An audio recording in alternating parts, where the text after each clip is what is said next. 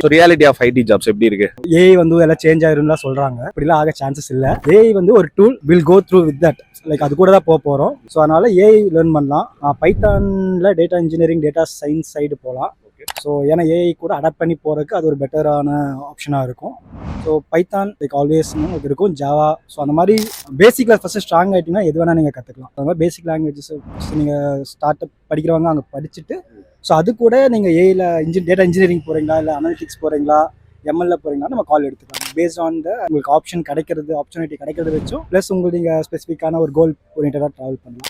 But பேசிக்கில் நீங்கள் first Python ஜாவால பேசிக்கில் நீங்கள் ID ஜாப்ல என்னென்ன சேலஞ்சஸ்லாம் ஃபேஸ் பண்றீங்க? நிறைய பேர் என்ன திங்க் பண்றாங்கன்னா, லைக் உள்ள போயிட்டா நிறைய ஏர்ன் பண்ணலாம், லைக் ஜாலியா இருக்கலாம். லாங் டேர்மில் உங்களுக்கு ஆஃபீஸாக இருக்காது. ஸோ அதான் ஃபேக்டர். பட் ஷார்ட் டேர்மில் வந்து நீங்கள் எவ்வளோ உங்கள் அப்ஸ்கில் பண்ணுறீங்கிறது தான் matters. So like for example இப்போ நான் ஸ்டார்ட் பண்ணும்போது நான் .NET இருந்தேன். அங்கேருந்து பைத்தான் மூவ் பண்ணோம். அங்கேருந்து டேட்டா இன்ஜினியரிங் மூவ் பண்ணியிருக்கோம். ஸோ நீங்கள் வந்து உங்களை அப்ஸ்கேல் பண்ணிட்டு மூவ் பண்ணது around 14 years of experience. So நம்ம அப்கிரேட் பண்ணிகிட்டே இருக்கணும். அவ்வளோதான், சிம்பிள்.